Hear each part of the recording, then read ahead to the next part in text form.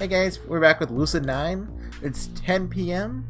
As I've been saying, I plan on knocking this out all in one day, although I don't know if I will at this rate. At the very least, I'd like to progress significantly in this game tonight. We were last playing Lucid9, we met our transfer hood, our childhood friend transfer student, and it was career day, and now we're going to meet with Mr. Yota. It's time to see Mr. Yota. This time he opens the door as soon as I knock. My voice has been like hurting just from talking so much because, you know, I have to read everything non-stop basically. So I've been kind of taking breaks between every episode to kind of cool down. But I kind of had a good time. Welcome, Mishimoto. We've been expecting you. We just finished the clan war. He cackles maniacally and taps his fingertips together.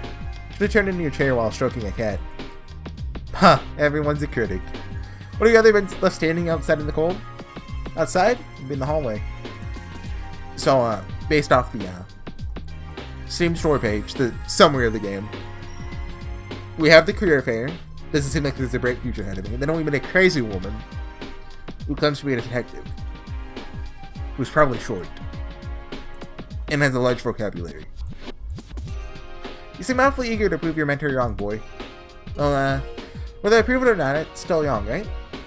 Yes. I'll never fly in a court of law, you see. Imagine it. I declare the defendant guilty because, from a metaphysical standpoint, it is true, even if we have no epistemological link of knowing so. I just lost you. I'm doing the thing he's doing with his hand. I get that a lot. Go ahead and take a seat. We got more important things to discuss, no? Instantly, I slid into the nearest couch. I've always seen Mr. Yota as an intelligent man, even if I laid back, but I never actually, not understood him. Wondering how much of a brain mass he's hiding beneath that cheery facade. So the new transfer student, Misaki Kazuhaya. Hope you don't mind, put a little lookup on her. You can do that? Well, there's no explicit rule saying I can't use the confidential databases. Pretty sure that there is.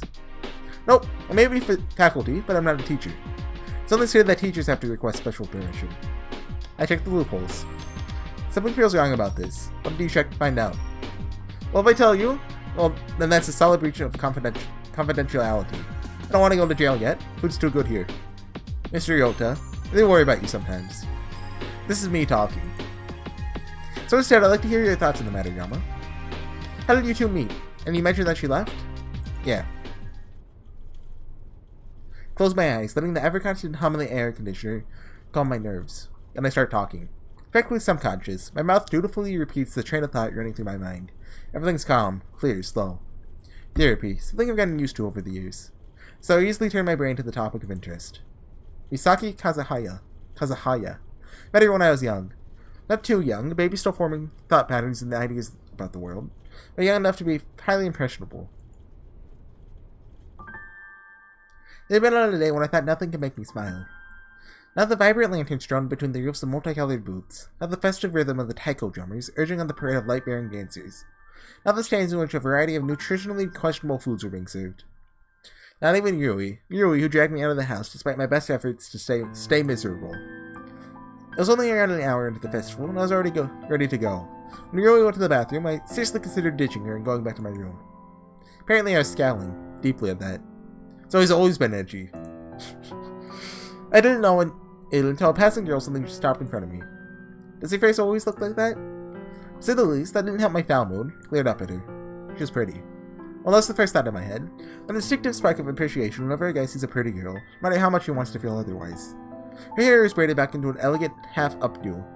Light ebony curls framing her porcelain face. Big eyes, long lashes, pointed chin. The kind of traditional beauty you might see in a kimono commercial.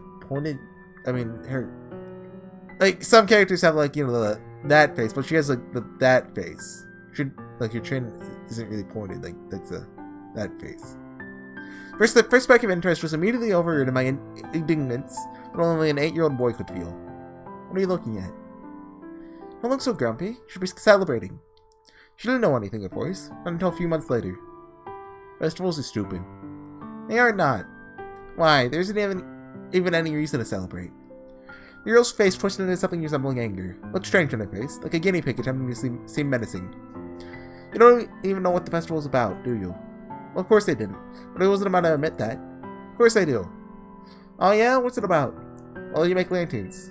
Uh-huh, and you drift cotton down a river, and you hope your sugar summer doesn't kill you. With this curse. Fist in my hands had her condescending tone. You write wishes on them and stuff. Young. I'm not. Yeah, you are. You don't write wishes. You write what you want to tell dead people. Ridiculous, I should have said. I don't even want to talk to dead people. But I didn't mock it. I couldn't mock it. Dead people? Yep. I gave her a message to Auntie on this lantern, and she'd see it. How do you know that? Haven't you heard the story? No, I hadn't. But my 8-year-old friend prevented me from saying that, of course. Thankfully, the girl took my silence as confusion. Once upon a time, there was a princess. Was she pretty? Yeah. Good at singing? Yeah. Boring. It's not boring. The indignant anger in her face made me snicker. The first time I'd smile all day. Yeah? Well, what happens? Did you get into trouble and a charming princess to save her? Just listen. Look, she's actually a big meanie. A mean princess. That was a fairy tale staple. Oh? Yep, but her bodyguard was in love with her and turned her good again. I felt disappointed. The story had a promising start. Blah. What did he do? Kiss a spell? Give a true love's kiss? He died. Oh? And looked so happy. That time I broke into a tiny laugh. Made her good again, right? Yeah, well, shouldn't trust anyone before. I thought you were all fake and stuff. Seeing that she was laying at me at that point of the story, before I could open my mouth, she was already continuing. Anyway, the bodyguard sacrificed himself to save her life, so the heavens were super duper impressed and put him in the stars. Just... What's this the story of? Are the stars really, really hot? It sounds like a bad thing. Childish indignation flickered across her face. They made it into a constellation, you poop. Blah. Blah times infinity! She can't do that! Blah times infinity. Blah times infinity plus! Anyway, the princess realized how beautiful love really is. Because he died? She saw how much he loved her, so she decided to be a better person and trust people again.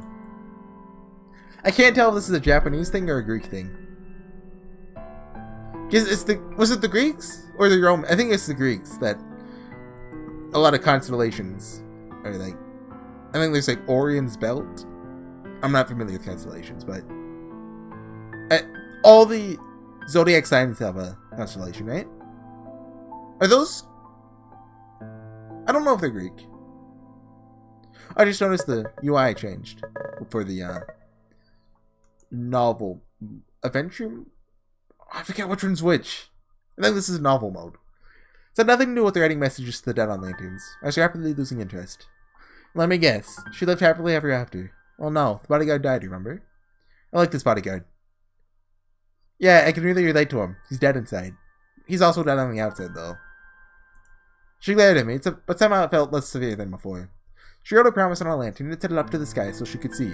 Because there's a constellation, remember? Now I realized that I could have said a lot of things. It's stupid. He's dead. What could he do about it? That wasn't on my mind at the time.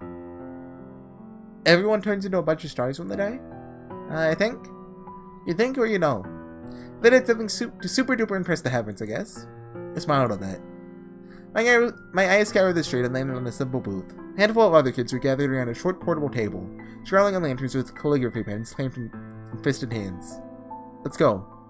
I already made a lantern. Get to another dead person then. With this overwhelming display of tact and political correctness, I raced towards the table, snatched a lantern from a smiling adult, flopped down with my pen at the ready. Who are you writing to? None of your beeswax. Being to scrawl characters on my lantern, the girl hovered over my shoulder, squinting judiciously with the jagged brush of strokes. Oh yeah, by the way, if you want to keep watching... Oh, first up, there's a Moogle in the cloud right there, see? And if you want to keep watching, you have to pay $2.49 to keep watching, because net neutrality got taken away.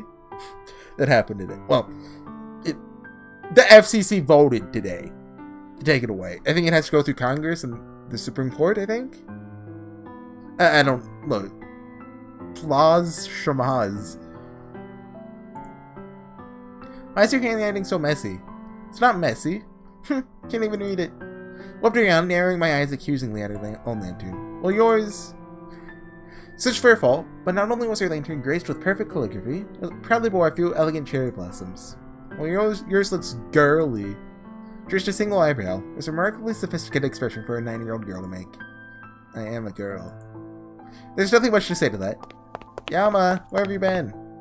It was as if Yui had materialized out of thin air. I didn't even notice the rapid pitter-patter of her footsteps. Sorry, Yui. Jeez, could have told me. You're in the bathroom. Clearly displeased, Yuri turned her back on me, but smiled at the other girl. Thanks for taking care of him. Surprisingly, the girl smiled back, easy as you please. Well, weren't they getting along just fine? Why did they have to give me such a hard time? Maybe it was a girl thing. I'm Yui. I'm Misaki. Gonna make a lantern? Yep. How do you make those flowers? They're real pretty. I can show you. Just like that, the two of them were friends. It took a little longer to warm me up, but whatever the two of them set their minds to, they accomplished. It's always been that way. So, I need to look up the pronunciation of that word.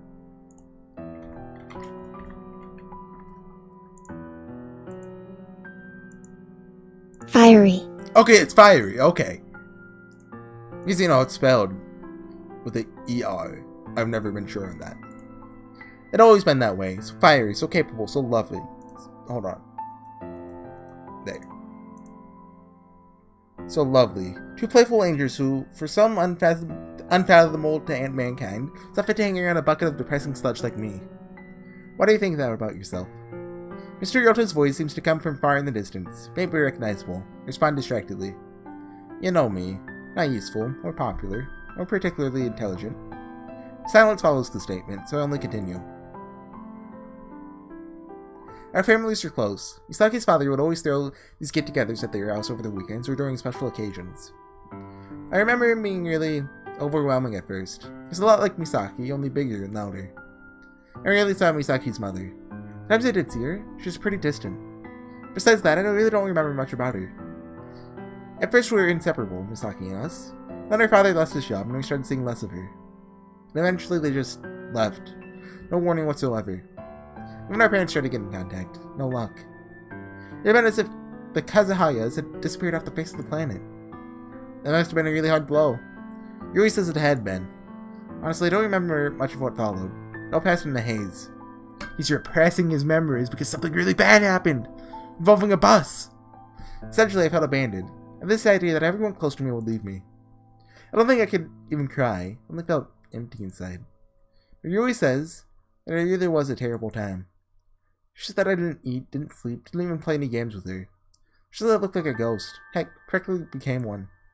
I don't remember it. She says that one day. That was a hallway, I think. Yama? What's wrong? Sorry, nope, sorry. That's it. Stop story over. I want to go back and pause the video and look at that. That's like the cheat codes of recording everything. Are you sure?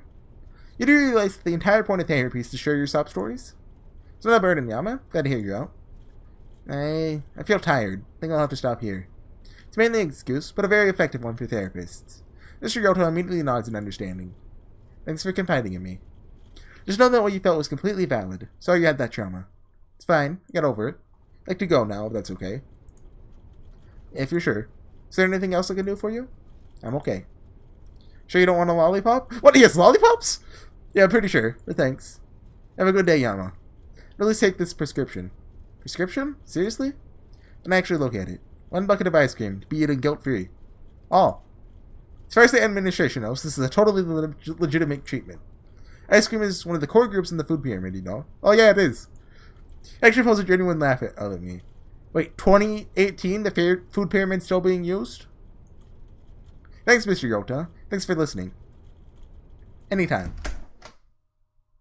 Exit Mr. Yota's office in a considerably better mood than when I entered it. I actually don't feel tired. I feel rejuvenated. Seems like those memories have been weighing on me for a long time. Maybe therapy would really well be beneficial. Deciding to take his prescription to heart, and straight to the downtown shopping area. My mind cleared, I get to pay a little more attention to the weather. Watch out for the truck coon. Beautiful, cloudless skies, the slightest hint of a cool breeze. You! Oh, this is the detective. king. A girl careens from around the corner, near the crashes right into me. Her glasses flash dangerously as she tips her newsboy cap over her forehead, studying me with an intensity that could rival an electric microscope. Me? It's all I can manage to say at this eccentric sight. Yes, you. Idyllic, unlettered civilian. Perfect. And a satisfied smile tugs at her lips. For what must be the 100th time today, you feel a keen sense of impending doom. Respond to my question with either yes or no. Do not deviate, do not invent. For the sake of both of our sanities, do not dawdle. First, am I correct in assuming you're an academy student? Just have the young person. I've never seen you before. That's not a yes or no question. How can we judge the purpose behind this encounter without knowing the criteria I've set in my approach? I'm not mistaken. You're my target. Does it take a genius to sense that this girl means trouble? Instead, I conveniently ignore and step around her. She only steps with me, blocking my path. Again. Oh, great. Sense where this is going. As I envisaged, do you think he regularly gets beaten up by, like, short girl? I mean, assuming she's short in universe. Her sprite doesn't look short, but... Wait, hold on. What's the line? A vocabulary larger than her height who claims to be a detective.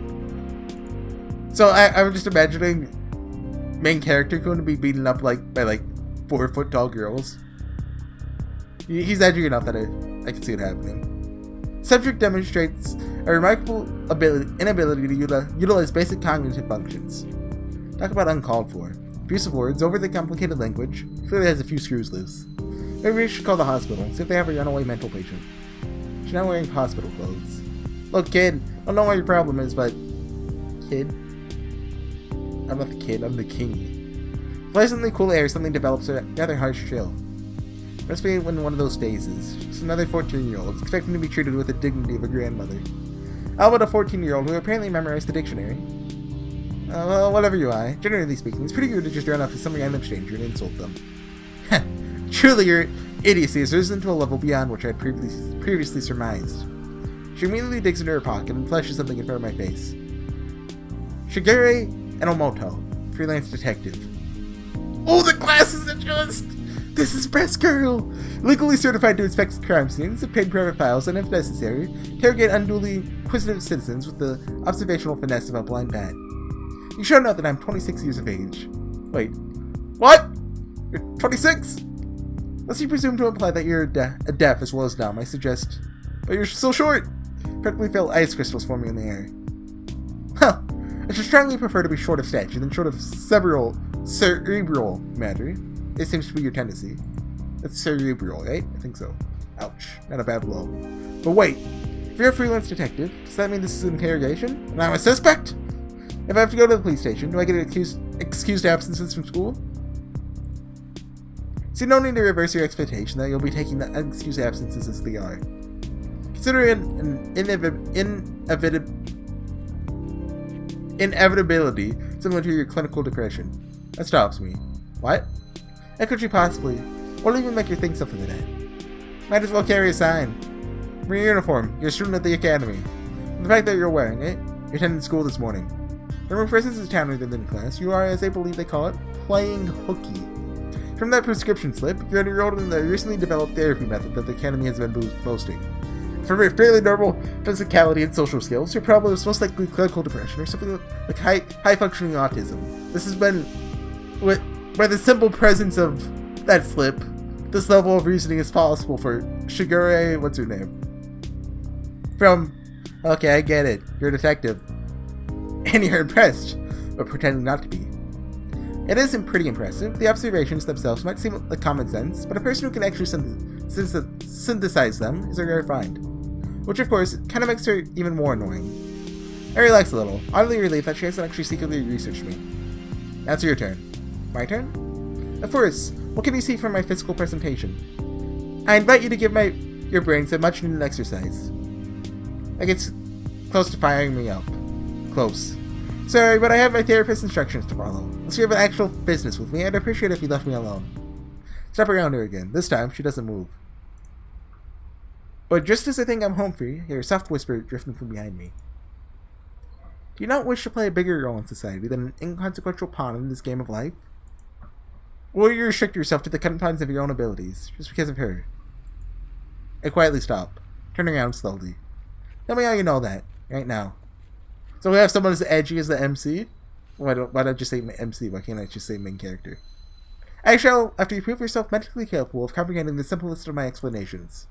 Fine, sure to play it that way? I'll play it that way. Time to focus.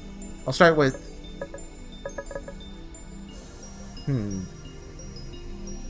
the circumstances.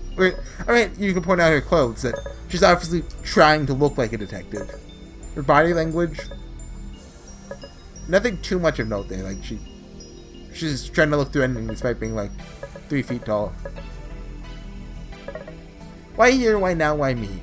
There's 0 questions I need to address. Detectives approached me and bombarded me with questions, but I see no other policeman. Did she do this because she's bored? No, she's specifically looking for an academy student, for some reason. Coming up short in this area, I'll have to think about this later. Like the standard professional wear I might expect of a law enforcement agent, she's dressed comfortably. Probably can do that because she's a freelance detective. I also haven't been ironed in a while, which means either she doesn't care or she's a workaholic. Possibly a combination of both. Short proclaims king, conscious or unconscious association to her egotism. Can't tell much, but I find it strange that she's dressed so casually, it expects people to take her seriously. With her hiding her clothes, is it any wonder she's often mistaken for a kid? One other thing bothers me. She wears comfortable looking clothes, which are previously assumed were for efficiency. After all, chasing down criminals in high heels is a stupid idea. Oh, well, I can't see below the knees. Yeah, something stands out. Hat and jeans, glasses and hoodie. Right, hats are a pain to run with, because unless you keep one hand on them at all times, they're likely to flop around, fall off, or just generally be obnoxious. The jeans are too tight to opt for flexibility. Running those would either be very uncomfortable or very, very embarrassing. Which implies that she just dresses how she wants to? Definitely a very headstrong individual. She doesn't choose casual clothes for comfort, and then I can interfere with her job, then she's purposely choosing it to aggravate others, to announce her individualism. It would match with her choosing to be a freelance detective instead of a corporate investigator. Free-spirited, rebellious, and I suspect from how she shamelessly pulled me aside for no reason, guided more by her heart than her head despite her intellect. Not bad. Next I should think about her body language. It's the only choice left. She spreads her weight evenly on both feet, like most girls. Let it lie more on one side of their hip than the other. Is that a thing? Even weight on both feet. Almost sounds like a fighting stance, formal posture. Trim's relaxed, but with that bright-eyed look of someone expecting danger around every corner. The kind of weight distribution doesn't seem to come naturally. Maybe she was in sports, maybe in self-defense at one point. For a while, from the looks of it. I'd like to guess martial arts, but I can't say for sure. Too many possibilities. Okay then, maybe I should think about this a different way. Her movements are very crisp and close to the body. When she's speaking, she doesn't gesture very much, even when yelling. Generally speaking, sports emphasize moaning on a huge scale, roaring in victory, bawling in defeat, the works. Not only that, but limbs are trained more for gross motor skills than fine motor skills. I like this song. And I liked how this little thing popped up. I thought he had a superpower. I thought he was going to rewrite himself. On the contrary, Shigeru had a very tight control over her hands, almost to the point where she seemed stiff. Which likely points to something high control, like ballet or archery, or more subtle martial art like Wing Chun. Well, still doesn't narrow things down too much. Time to move on. Notice that when Shigeru moves, she primarily tends to use her... hold on. That's her right. Which one does she... I mean, her right hand's closer, so... The left hand is generally stagnant, while her right tends to take the most action, adjusting her glasses, tapping against her hip. Probably safe to assume that she's right-handed. So she used to be involved in a high-control form of physical exercise, and she's right-handed. Is that all I can get from her body language? She doesn't wear any noticeable makeup, she dresses like a kid, and she wears glasses instead of contacts, just calling more attention to her pathetic stature. Wait a minute, when I put it like that, it almost sounds like she has a mental disability, wants to be underestimated. Even though she pretends to be indignant about being mistaken for a kid, it looks like that's her intent. Even though she's a freelance detective, she doesn't wear a badge anyway, or carry a gun, or anything really. She firmly believes that being underestimated is a valuable skill. Can't say I personally agree, but hey, she's a 26-year-old freelance detective, not me. Take a step back to look at the full picture. No, this isn't it. Not quite. It's good information, but it's basic. Nothing stands out. Did I get something wrong? Can't actually use any of this. Time to think a little deeper. Is there anything that can help me? Anything at all? Something I've missed? Enomoto speaking. Yes. Did I mess up? If you cannot yourself such an appallingly simple task by your own means, I shall consider your intellect different from that of a headless chicken's. Good day. Now, you may want to hasten your efforts before the ground upon which we stand becomes our gravestones. Yeah, I'm on it. Say this distractedly primarily because I noticed. Here's the flip phone. Ancient technology by today's standards. Buttons, 2-inch screen, primitive camera, the works. I just kind of ignored that because everyone in anime and visual novels have flip phones for some reason. Like, Ace Attorney takes place in, like, 2030? And I think 2030-ish. What? Or is it 2010s? It takes place a while after it came out, okay? And Phoenix still has, like, one of those, I don't know what to call them, an old-fashioned phone. Like, not before flip phone era. Anyway, it's a terrible-looking flip phone. Kind of decor you see on prepubescent phones. Rhinestones, heart stickers, even the random scrawl from a sharp that's too faded into the metal for me to read. Completely unlike her. Which means that it's a wealth of information. While on call, she so graciously turns the phone in my direction, allowing me to catch a glance of her wallpaper.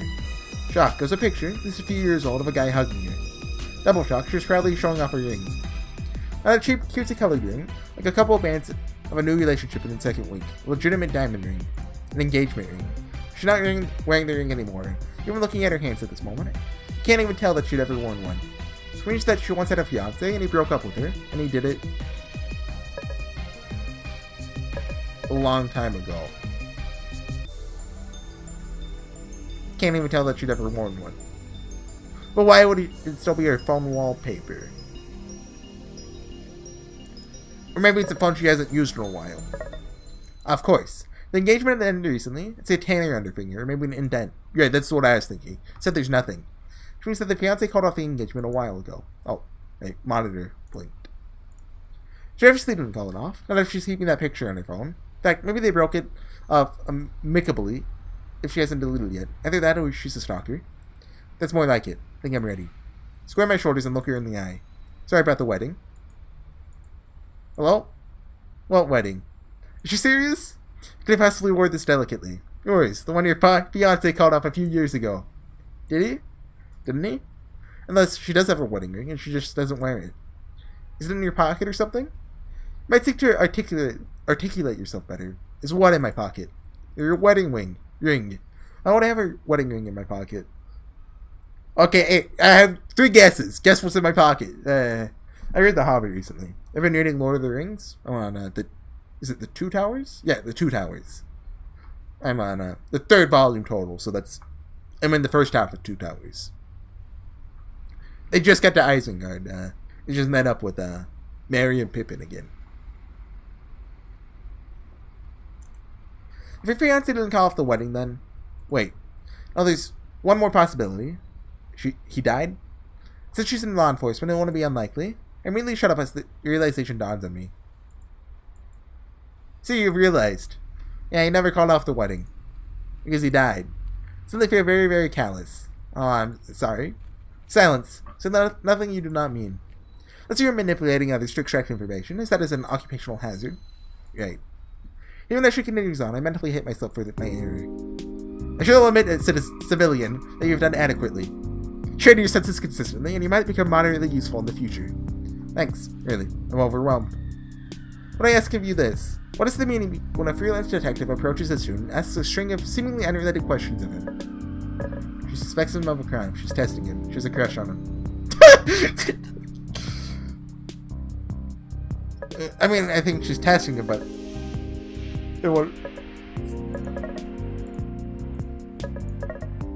it's glaringly obvious, even to you. Well, I like to think I'm pretty keen when it comes to these kind of things.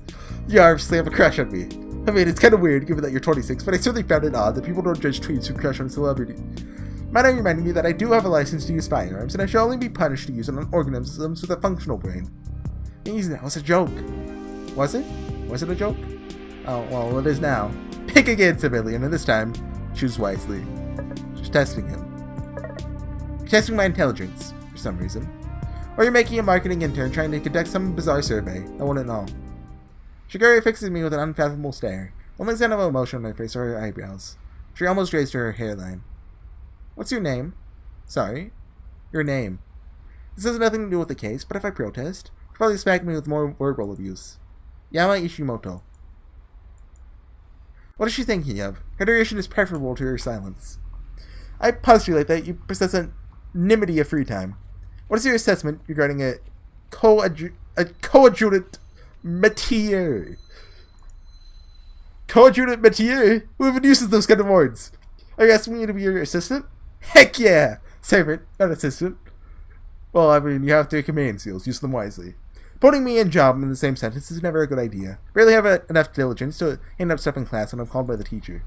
How much worse would my punishment be if I worked with a girl? Woman. It's crazy. Not detention, I'd assume.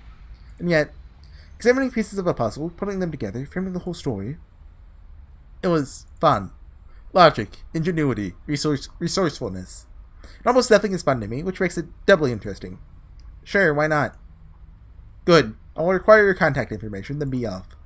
Take a moment to process this. That's it? Wait, how did you know? Know what? You told me earlier. About her. Tense moment takes by as Shigure stares evenly at me. Pure conjecture. Can't be serious. You did not appear to notice that my warning was intentionally vague. I mean, I kinda did. I was like, she might know, she might. But I mean, like, that's kind of a weird thing to yell. So I figured. What? But you said... Do you not wish to play a bigger role in society than an inconsequential pawn in this game of life? Or will you restrict yourself to the confines of your own abilities, just because of her? Oh, classic bait for confirmation bias. Appeal to the person's general desire for significance, allude to just one person for some added resonance. All she would have to guess is the gender. 33% chance of striking a chord in her victim. She really guessed a girl for my personality, not exactly the type to easily befriend guys. A bait. Just a bait. I see you understand. Brushes the phone into my motionless hand. I've registered my cellular number. Tomorrow, you'll receive a text regarding your next assignment. Keep your evenings free. With that, she simply tips her hat, whirls off, and strides off. A bait? Was it really just a bait? Or set up also a bait? Let it make me feel better, even though she actually knows. Too many mind games. Clearly, I'm not cut out for this. Wait, what did I just accept? Was she serious? Am I actually her errand boy? What did I just get myself into? Did you seriously follow me home? Huh? Why would you do that? We didn't know where you live, man. Oh, yeah. I know those voices. My bros! Thankfully, it's not Shigure at the door. It's Masato and Yahiko, who are currently the proud bearers of 2 giant plastic bags stamped with the GFC logo. Huh. Wasn't expecting them. Although, technically speaking, it's polite of them to knock even though they know my key code. What's up, man? The delivery has arrived. Didn't order anything. Yahiko only points at my phone. Yama Ishimoto. This is fancy. Put all the budget into this. Jake Graves is my role model. Oh, I don't know. When you go to the moon without AC? Summer hot on the moon? My ears are ringing. Alright, they also said I couldn't breathe. That's okay though. Hold my breath super long. You can't hold your breath in space. Welcome coming to your place.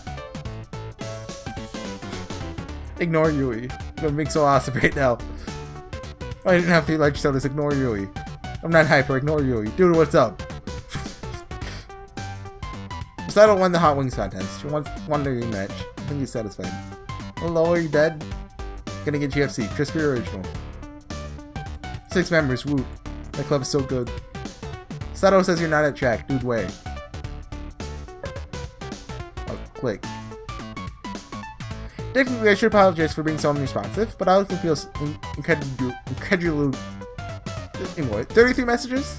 Yahiko only shrugs. No responding. I mean, those messages are piled up from days ago, presumably. What? Yeah. It sounds like they've been for a while. What's a thoughtful, selfless person to do? Unless they all went to GFC together, then that makes sense. Well, yeah, because they have... I don't know. I don't invade my house without warning, probably. Give you plenty of warning. Doesn't count if I don't see it. You're blind? That's Yahiko. I just will have some fun. What, you didn't know? You mean all this time you've been running blind? Well, not exactly. I have an antenna growing out of my feet so I can tell where I'm going. Whoa! Is your mom a spider or something? Spiders don't even have antennae. Antennae? Antennae? Growing out of their feet. She has a mutant gene. So your whole family's like that? No aliens? They really need to work on their gullibility. No, I had a sister. Had? She flew away. So she had a bird gene? The conversation was rapidly steering into the deep end. Decided to change the topic. Are you guys gonna come in, or are you just gonna stand there? We're coming in. Can't eat chicken alone. It's a bit sounded cheesy, but I couldn't stop myself from grinning, so they marched into the house, slip off their shoes, throw themselves on the sofa. We're gonna CG and we can see the protagonist's face? What? And the CG looks lower quality than it should be. Like if I zoomed in, I could see the pixels, I think. Masato pulls several large containers out of GFC bags and uncaps them. The heavenly aroma of fried chicken drifts through my apartment. Let's see. We got ourselves classic drumsticks and spicy ones and potatoes and corn for sides. Raises an eyebrow at me. Fervently shake my head. No more contests. First, I reach into the bag and threateningly shake a packet of hot sauce. Surprisingly, Masato's face pales. Okay. He begins to gingerly bite into his chicken, as if it will explode at any moment. Yahiko reaches for the original drumsticks, looking strangely thoughtful. Feels unsettling. Quiet Yahiko is a dangerous Yahiko. So, career day. Yahiko's eyes turn to me and he smiles easily. Masato looks up from his chicken. Did you get info on modeling? I don't make it a habit to get details on Yahiko's activities, but I shouldn't be poor company either, or they might leave. Surprisingly, Yahiko only stares blankly at me. Modeling? Is he really dumb enough to forget his own dream? Modeling, oh, that modeling! Yeah, I want to talk to that company. The, cloud one? What was it called? In Lotus? Yeah, Lotus. Lotus is a type of flower, not a type of clown. They said they keep in contact. They did? Of course, if anyone could reject this perfect body. Want a gag, but honestly, it's not like Yahiko's overweight, nor is he deathly skinny. He takes pretty good care of himself. Might actually be an honest to goodness bottle. What's he doing with his hand? He's like getting ready to like claw at Yahiko. I press a shutter and quickly switch to Masato. What do you do? Masato sits up a bit straighter, his eyes blazing with passion. Looking into studying in America. Like, you, what? What? At a booth for it. Princeton, Yale, Harvard, all the big ones. In Ivy League? Not only does Masato want to study in America, when she's attended an Ivy League? Okay, he's really smart. Honestly, I suppose it's not that unattainable. Despite all the outer appearances, Masato actually has the highest grades in our year, save for Elizabeth. Oh, my AP is full! Studies like crazy, runs like crazy, and also disciplined in his health regimen, besides his diet. He just does everything with gusto. In fact, sometimes I wonder why we're still friends. Usually people who try overly hard to annoy me. Like Elizabeth. Or Masato, maybe it's because he's clueless 99% of the time, but I can't find it in me to be annoyed at him. So an Ivy League? Ain't that right? I'm gonna smoke everyone else. I thought you were going for the Olympics or something. Heck nah! Ain't my thing. Does make me curious. Why would he be so passionate about track if he wasn't planning on pursuing it as a career? It's so definitely helping get into an Ivy League. Huh? Iko is peering into the GFC buckets, which were suddenly empty. It's all gone. Except one. Slowly, dramatically, he reaches into the bucket and raises a single chicken leg into the air. Oh, thanks, man! Sticks out his hands expectantly, but Masato only shakes his head, dangerous gleam in his eyes. Gotta fight to win in life, man. You're fairly push the chicken leg upward, like a certain baboon did to a certain lion cub in a certain copyrighted movie. You gotta play game for it. How about a little something from my childhood? Eagle's face twitches in trepidation. I don't know, dude. You're pansying out on me?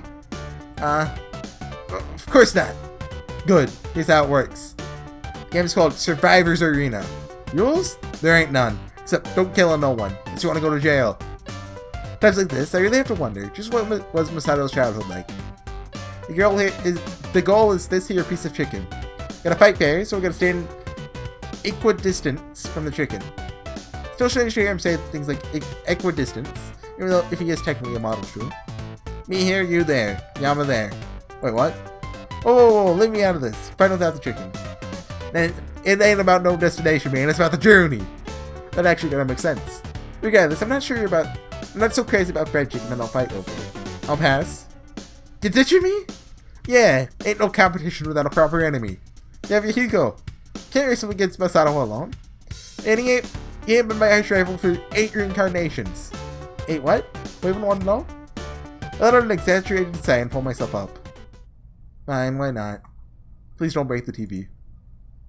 Awesome, you ready? Masato tenderly places the chicken leg inside the bucket. This actually seemed more appropriate for placing an innocent child into its crib, and not the meat of an animal we're about to fight over like a starving caveman. He then measures the proper distance so that he is equidistant from the chicken. Masato's nothing if not fair about his contests. Once all the procedures are properly taken care of, he bends his knees and is close to the ground as if the chicken leg is transformed into a golden trophy. 3, 2, 1. Start! Mission starts! The room explodes into action as he soars towards the chicken, hand outstretched. Gihiko shoves them aside. They tumble to the ground, rolling over and over like a pair of tumbleweeds. That was easy. Here's towards the chicken. Masato yanks at my ankle. Get back here! I crash towards the ground, barely catching myself before my chin slams against the tiled floor. Couldn't we have played a different childhood game? Hopscotch? Ha! Hopscotch for babies. Taking advantage of Masato's distraction, Hiko squirms out of his grasp and claws his way to the chicken. Before I realize what I'm doing, my hand shoots out and grips him around his waist. Masato sees this opportunity and releases me, dashing towards the chicken. In uncanny synchronization, Hiko and I leap to our feet and tackle him to the ground. His hand slams forward to catch himself, but our combined weight is too much. His face crashing against the towel with a sickening crunch. Uh-oh. Instantly step off and kick Hiko to the side. Yeah, he rolls off on Masato. You okay, dude? Masato manages to pull himself up, but a thin trail of blood is trickling from his nose. He inches towards me. Yama can't be dying. He's Masato. I have to take way more than a simple fall to the kitchen floor to get rid of him. And then again, it's a common method of death in books. One high-impact blow to the nose, it's lights out forever. Really? Could it be? Come closer. Masato squirms across the floor, drips of blood smearing on her shirt. What is it? Ha! Got the chicken! What? He triumphantly erases the offending piece of poultry in the air, waggling it in front of my face. Oldest trick in the book. Bait and switch. Then clams a hand into his nose, a queasy look crossing on his face. Eric, my mouth ain't feeling feels good. Hiko silently hands him a fistful of napkins, which Masato gratefully accepts. We should probably get back to the dorm. Yeah.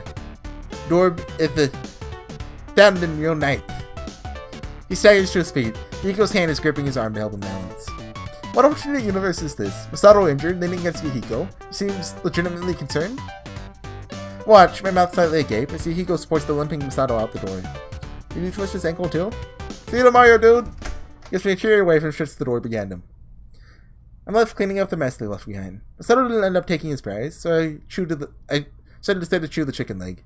Nothing like fats and carcinogens to get me through the night. I said that right. The leg is all but not due. Toss in the bucket and kick my feet on the edge of the sofa, closing my eyes. The apartment falls into this peaceful silence. I enjoy it. Really, I do. Empty space. The room for my thoughts. The gentle weight of my own presence and nothing more. But I'd be lying if I said that I didn't appreciate their company. Masato might constantly be dragging me to competitions. Hiko might be constantly be telling me I couldn't care less about. But they're good guys. They spice life up. Make it fun.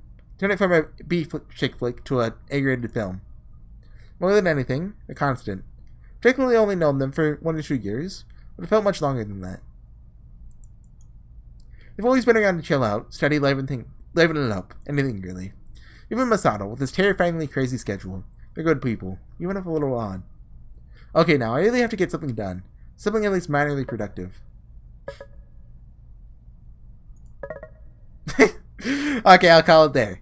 That's how I called it the last time we chose Gopher Mitcher, so we can open up with that. Although I might skip a little bit of it if it drags. So see you guys then after I take a 10-minute break so my voice can stop dying. See you guys then. Bye.